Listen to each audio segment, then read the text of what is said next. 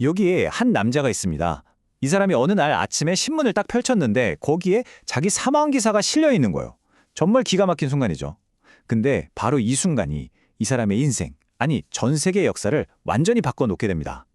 오늘은 자기 자신의 마지막을 두 눈으로 직접 보고 운명을 새로 써내려간 남자, 바로 알프레드 노엘의 이야기 속으로 한번 들어가 보겠습니다.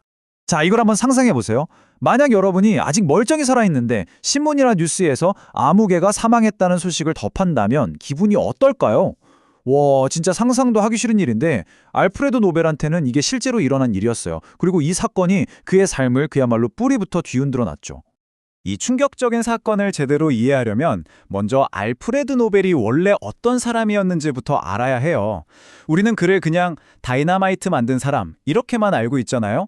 근데 사실 그는요, 자신의 발명품이 터널을 뚫고 광산을 개발하는, 그러니까 인류 문명을 한 단계 앞으로 나아가게 할 엄청난 도구가 될 거라고 믿었던 사람이에요. 미래에 대한 희망으로 가득 차 있었죠. 네, 정말 진심으로 그렇게 믿었어요. 그가 만든 다이너마이트가 사람을 해치는 것보다는 무언가를 건설하는 데 훨씬 더 많이 쓰일 거라고. 그래서 결국엔 인류에게 좋은 일이 될 거라고 확신했죠. 적어도 그의 머릿속에서 자신의 인생은 아주 긍정적이고 희망적인 그림이었던 거예요. 하지만 세상은 그를 완전히 다르게 보고 있었습니다.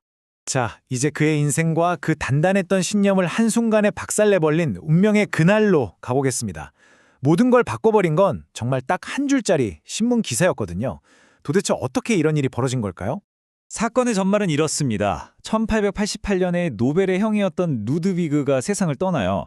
그런데 한 프랑스 신문사가 이걸 알프레드 노벨이 죽은 걸로 착각하는 진짜 어처구니 없는 실수를 저지릅니다. 그리고는 냅다 그의 부고 기사를 실어버리죠. 근데 진짜 문제는 바로 그 기사의 제목이었습니다.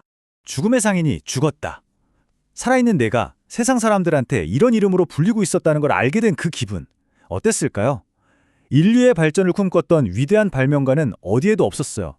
그 자리엔 그냥 전쟁으로 돈을 번 죽음의 상인이라는 정말 끔찍한 낙인만 찍혀 있었던 거죠.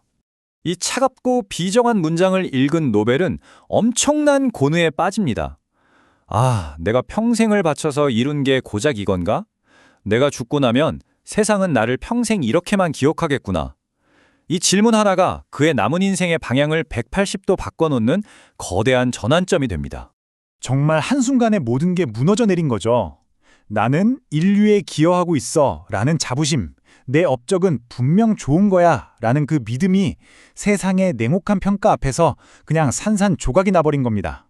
그는 자신이 평생 쌓아올린 모든 것이 결국 죽음이라는 단어 하나로 귀결된다는 걸 너무나도 뼈저리게 깨달았어요. 하지만 노벨은 그 절망 속에서 그냥 주저앉지 않았습니다.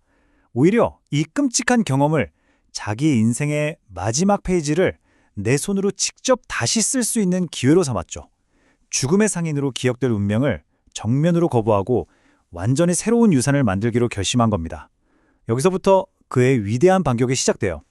그의 계획은 아주 명확했습니다. 첫 번째, 자신의 발명이 가진 어두운 면을 피하지 않고 정면으로 마주했어요.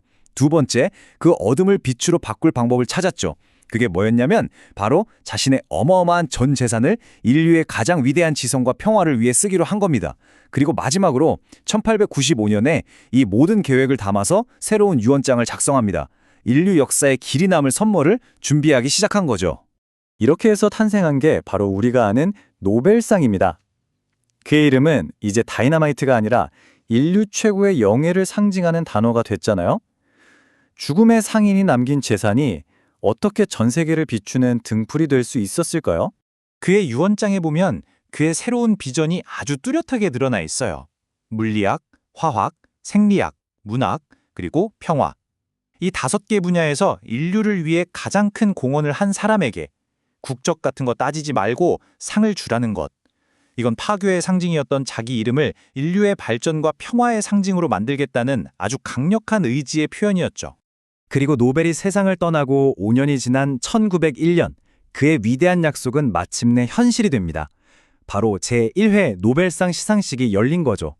그의 새로운 유산이 전 세계를 향해 첫 번째 빛을 쏘아 올린 순간이었습니다. 이걸로 정말 완벽한 반전이 이루어진 겁니다.